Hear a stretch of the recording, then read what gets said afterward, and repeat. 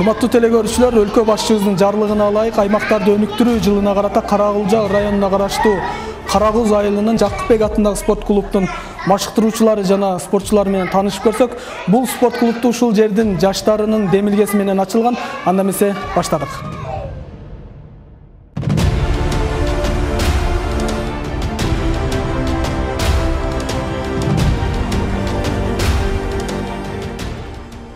Мырза, биз мына көрсөтүүбүздү баштадык.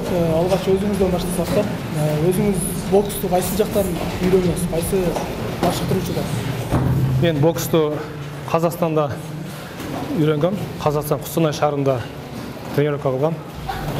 Мына ошол жактан үйрөнүп келдик, анан ошол айылда калып, ушул айылда кичине 90 жылкы балдар залашып берип, ошол жерде кичине кызмат кылып атабыз, мени кылып атабыз. Канча жыл машыктыңыз боксту? Канча жыл алектендиңиз? Боксмен негизи мен 4 жыл машкам. Ошол жерде чемпионат Казакстанга, чемпионат президентский кубокторго биз чыга алган жокпуз, анткени документибиз кыргызстандык болгон. А бирок ошол кичинекей ушул область аралыктарда ушу жеңип жүргөнбүз, Кудайга шүгүр. Казакстанда? Казакстанда. Ошол чет жактарда жүргөн спортчулар менен сүйлөшүп калсаң, ошол сөзсүз түрдө ошо жергиликтүү калктын басымдуулугу болот да. Мындай жогорку деңгээлдерге чыгышына спортчулардынча чыгарбайт да, эми өзүнүн улутун чыгарыш керек. Сизге да ошондой басым болгондо, анан ошончо 4 жыл тажрыйба алыпсыз, областтык деңгээлге чейин жетипсиз, башка эми Казакстандачы. Анан ушул Кыргызстанга келип, эмне себептен ушу борбор талаада калып, өзүңүздүн ошо тажрыйбаңызды арттырган жоксуз? Ушу жашоо шартка байланыштуу болот экен баардык нерсе. Ушу айылда ата-эненин эң кичинекей баласымын, айылда калыш керек болду. Анан ушу айылда калып, анан 2-3 жыл негизи спорттон алыстап кеттик. Айылда спорт жок эле жүрүп калдык, чынын айтканда, зал жок, шарт жок. Анан ушул 90 жылкы балдар залашкандан кийин анан бул жака ошол кайра ушул спортту эми өзүбүз спортсмен болуп чыкканга аракет кылбасак дагы, ушу балдарды даярдап, балдарга кичине билгенибизди үйрөтүп атабыз. Шарт деп калдыңыз да, ушул буга чейин мына ушул спорт зал жок да, ушул 90-жылкы ушул айылдын 90-жылкы балдары куруп бере электе. Мындай да шарт жок болчу. Мындай да шарт жок болчу. Кандай кылып балдарды машыктырып? Ал учурда зал ачылган эмес. Ал машыктырып эле жөн эле жүргөнбүз ачыгы. Анан ушул зал ачылганда баштадык. Бул залдын ачылганына 1 жылдан ашып калды. Ошол 1 жылдан ичинде ошо бир аз ийгиликтер болду. Ошо балдардын арасында алды ушу Киргизиядан алып келди биринчи месяны, үч санда боюнча. Анан көптөгөн жаштарга барып атабыз. Баарынан кур кайтып аткан жокпуз, Кудайга шүгүр. Жакшы эле. Ийгиликтер башталды да? Кудай кааласа эми башталды. Кудай насип этсе ошо жогорку ийгиликтерди багындырганда да келебиз. Кудай кааласа. Мына ушул балдар, ушул айылдын жаштары демөөрчүлүк кылып ачыптыр, эми бирок негизи шартыбыз көрүнүп турат, жетишерлик эмес. Жакшы мындай балдарга жакшы шарт түзүш керек да, спортчулар жогорку деңгээлге көтөрүш үчүн. Кандай болуп атат анан айыл өкмөттөн, мамлекеттен жардам болуп атабы? Айыл өкмөттөн, мамлекеттен. Айтпасаңыз да биздин шартыбыз көрүнүп турат бизгечи. Айыл өкмөттөн, мамлекеттен эч жардам жок. Жаштарга барганда ар ким өзүнүн капчыгынан барат. Даже өзүбүз дагы өзүбүздүн капчыгыбыздан барабыз. Бизге эч кандай айлык жок. Негизи бизде ушундай бир өзүм ушундай максат койгом. Өзүбүз жетпеген негизи биздин жаш кезибизде ушул айылда өскөнбүз. Мындай спорт деген нерсе болгон эмес, спорттон түшүнүк да болгон эмес эч кимдечи. Анан биз ушу спортту кечираак баштап калдык негизи. Булар Кудай кааласа булардын келечеги алдыда да. Булар эми ушул биз жетпеген ийгиликтерди, биз жетпеген чокуларды ушулар багынса деп, ушул максатыбыз эле ушул да. Ушуларды спорт менен тарбиялап, эртең булар шаарга чыгат. Ал жактан кичине ийгиликтерди багынса, ошо биздин айылыбыздын көркү да булар. Ошо айылыбыздын намысын коргой турган ушул балдар Кудай кааласа. Ошо айыл жергесинде негизи шарт бар аябай. Анткени бул бир айылдын балдарыбыз, бардыгы ошо айылдын балдардын шартына жараша кылдырабыз да. Анткени кечке чейин үйдө жумуш кылышат, тренировка кеч курун да. Эми шаар жеринде андай эмес го. Шаар жеринде 5те ровно келеби, 5те келет, 7ге чейин. Бизде андай эмес. Бизде ошол 7де башталса 9да бүтөт. Жайкысы 9да башталса 11де бүтөт. Ушундай да негизи. Шартка байланыштуу. Күндүн батышына байланыштуу да. Бул үйдө 2018-жылы биз ошол 10 жылдык жолугушууга келгенбиз. 10 жылдык жолугушууга келгенде ошол балдар кур келбей ушул жаштар үчүн жаштарга бир жакшы бир керектүү нерсе кылып берели деп элге. Өтүп кеткен Жакыпбек досубуздун атына ушул Жакыпбек атындагы спорт клубду ачып бердик.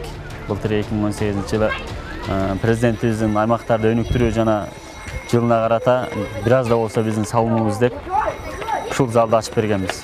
Ошол 1990-жылкы балдар ичара өзүбүзчө сүйлөшүп, көп ар кандай жумуштарды кылалы дедик. Анан ушул жаштар үчүн эң керектүү болгон, жаштар өтө муктаж сусап турган нерсени кылалы деп ушул залды атайын ачып бердик.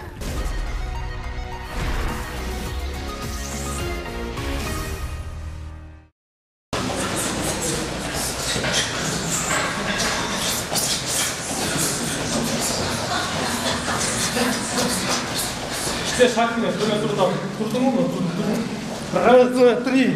İşte kolunu boş çıkarma. Dağını boş çıkarma. Katı var. Tutasın mı? İşte ortada. Раз, два, три, четыре. Getirmesi gerek. İşte şu boş tuş gerek. Tutasın mı? İşte ortada. Dağını katırmayın çocuklar. Kolunu boş çıkarmayın. Dağını boş durasın. Раз, два, три, четыре. Getirmesi. Dağını katsa ama iki tar çıkar, patla çıkmaya var. Kolunu boş çıkarma işte. Yetmiş şey girer. İşte. Менин түшүнүгүм боюнча бул спортчу адам бир гана спорт менен алек болуп ошол өлкөсүнө кызмат кылам десе бул аябай татаал, чынында аябай татаал жол да. Буга эч кандай кирешелер изденүүсү жок азырынча. Сиз ошо машыктыруучулук кесипти тандап алыпсыз да? Өзүңүздүн кесибиңиз эмне?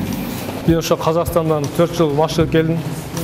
Келдик, айылда жашаш керек болуп калды. Анан айылда биздин айылда негизи спорт деңгээли аябай төмөн. Спортко кызыккан жаштарыбыз аябай аз.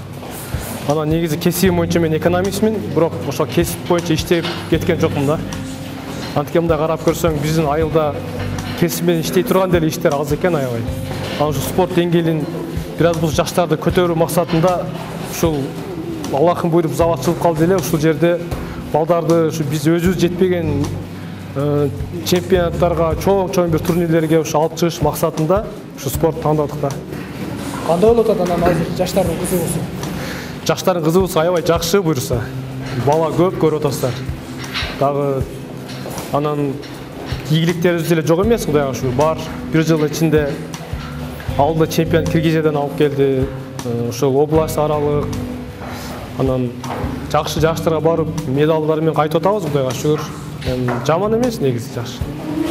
Демек, ушул жаапта барып кетсе, жогорку ийгиликтерди багындырган, өлкөнүн желегин желбиреткен мыкты спортчулар чыгып калат деген ишеничтебиз. Кудай кааласа буга чоң, мен толук Кудай кааласа чыгат деп айта алам, Кудай кааласа. Анткени бул бардык көп чемпиондор, көп спортсмендер, белгилүү спортсмендер айдан чыккан негизи.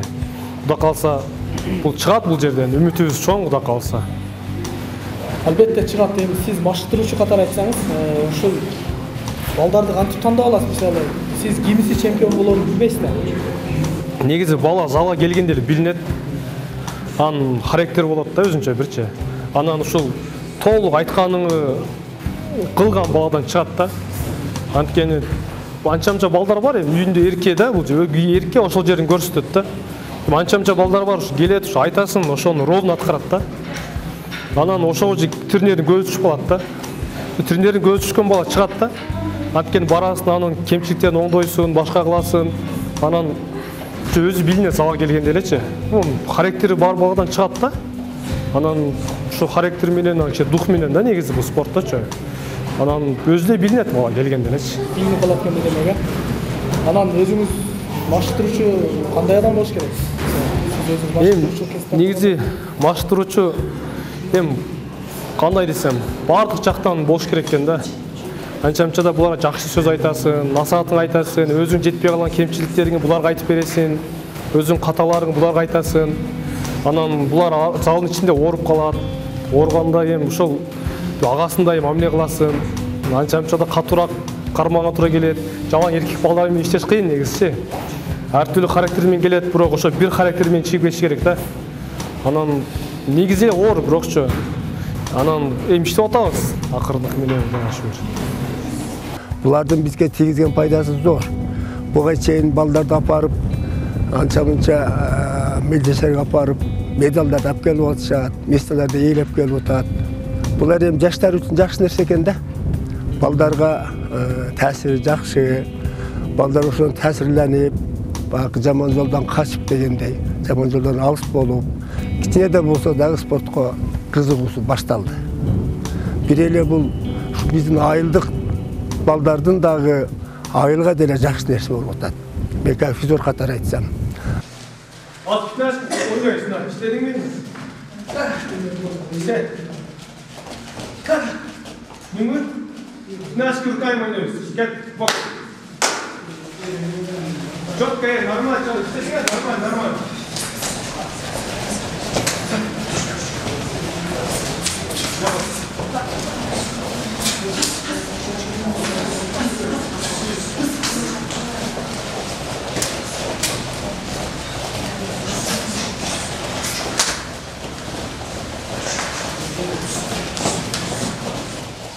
Спортқа келген мақсаты Қырғыз елін желегін биік көтеріп, ар өлкөгө таанытып, Қырғыз елі кандай эл экенин көрсөткүм келет.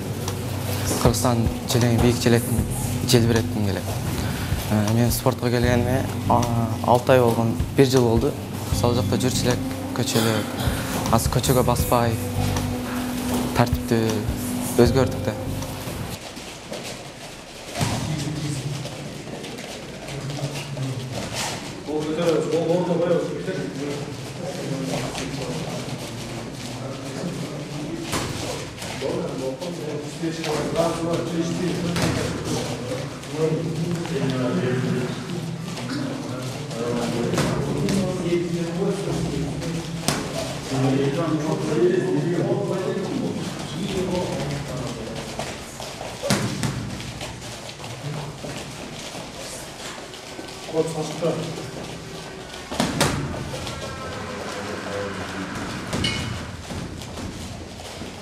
Мен спортқа келгенден кейін, бұл залға келгенден кейін өзімді мындай жейін алып жүріп қалдым. Мектепте түз алып жүргенді үйрендім.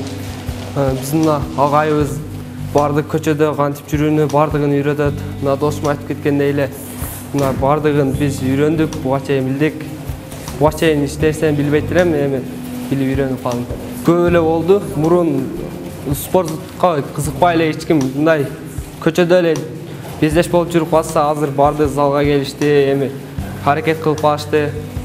Мына биздин ушул залды ачып берген 90-жылыктарга рахмат.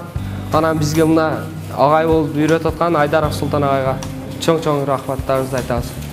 Келечекте Кыргызстан желегин желбиреткен, өзүмдүн айылымдын даңкын чыгарган, агайымдын атын чыгарган мыкты спортсмен болгум келет. Урматтуу телекөрүүчүлөр, өзүңүздөр күбө болгондой мындай канчалык алыс болсо дагы айыл шаардан, борборлордон алыс болсо дагы Султан мырзадай мындай аракетчил, патриот инсандар ушундай спортко тартып, жаштарыбызды жакшы жактарга тартса болот. Анда эмесе Султан ушул телекөрүүчүлөргө өзүнүн окуучуларынын ийгиликтерди багындыргандары менен кантип көрөсүң? Макул таштырайын. Бул баланын Паязбек уулу Ахмат, бул чемпион Киргизияда уч санда боюнча биринчи месин алып келди. Бул жакшы аябай. Залыбыздын эң мыкты жигиттеринен бири. Бул да уч сандадан 3-чү месин алып келди бул. Ташматов Али дейт. Бул жакшы бала аябай, күчтүү өзүнүн эмесинен. Бул Бурканбек уулу Димухаммед, бул 3 сандадан бул да 3-чү месин алды. Бул Нургазы уулу Дастан, бул FFC'ге да барып келген бойбес пражда. 3 сандадан да мессалар алып келди. Бул бала ошол FFC'ден 2-чи месин алып келген бала. Аты Зарылбек уулу Шабдан. Негизи бул ушу былтыркы 6 айдын результатында ушу балдар медаль алып келди. Анан бул жакта дагы балдар бар, медаль алып келгендер. Бирок негизгиси ушулар залдан өзгөчөлөнүп, былтыр жакшы результат көрсөтүшүп, кыска аралыкта ушул медалдар алып келди. Кудай 6 айдын результатында алышты да ушул балдар.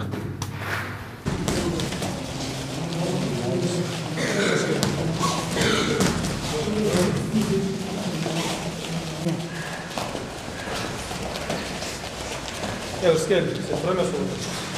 Kolu götürüş gerek, jogorura. Geç oğlum. Ümeydi, boş kalın, boş. Yemin, taşlayın, rahat, rahat. Kolu götürüyoruz daha. Çelisin, açık kalı olar. Kolu götür. Sakiyelikte altın kara vuralım. келді. Алдын қарайсың. Қолды көтер, қолың шықпау да сен келді. Қолды көтер ішке, іште. Ушундай. Қолды көтер дейм, қолды келді, қолды көтер. İşte, Мен Баязул Ахмат. Мен бұл залға келгеніме 1 жылдай болып қалды. Біз 6 айдың ішінде Ушсанда тігі бойынша Қырғызстан чемпионатына қатыштық. 6 айдың ішінде балдар жақсы результат көрсеттік. Ода қаласам 1-ді алып келдім мен. Мен башқалардағы алып келішті, Мексаланға. Мен Ода қаласа Қырғызстандың чет жерлерге танытып, дүйнөгө танытып, Қырғызстан қандай жер екенін танытқым келет. Бұл спорт клубтың ачылышы ушул жаштарды спортко тарбиялоодо аябай чоң салымын кошуп атат. Балдарды ушул жана тамеки чегүүдөн, башка нерселерден, жаман сапаттардан арылтууга жардам берип атат. Балдарыбыз аябай бир азыр мен билишимче бир 30га жакын бала бул спорт клубта тарбияланат. Алардын ушул жакшы результат көрсөтүп, бири-бирине үлгү болуп атканын да айтсак болот өз негизичи. Аябай эл үчүн, ата-энелер үчүн деле бир кыйла мындай жакшы болуп калды. Себеби дегенде түнү чыкпайт. Түнү ошол барса ошол залга келип, анан кийин түз эле кайра үйлөрүнө кетип атышат. Мурунку заманда болсо андай болгон эмес. Көчөлөп жүрүп, жаман сапаттар көрүп болгондо кыйла азыр оңолдук десек болот да.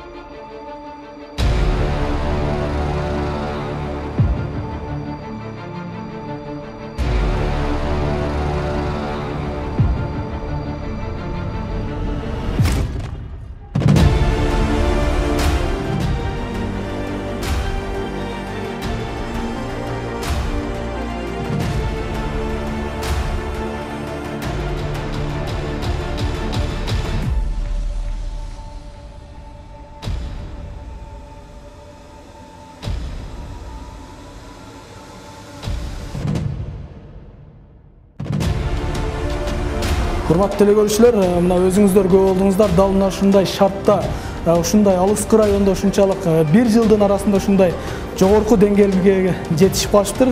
Бир канча ийгиликтерди багындырышыптыр. Ааламга кеткен жол айылдан башталат демекчи. Аракет кылса берекет. Жолугушканча.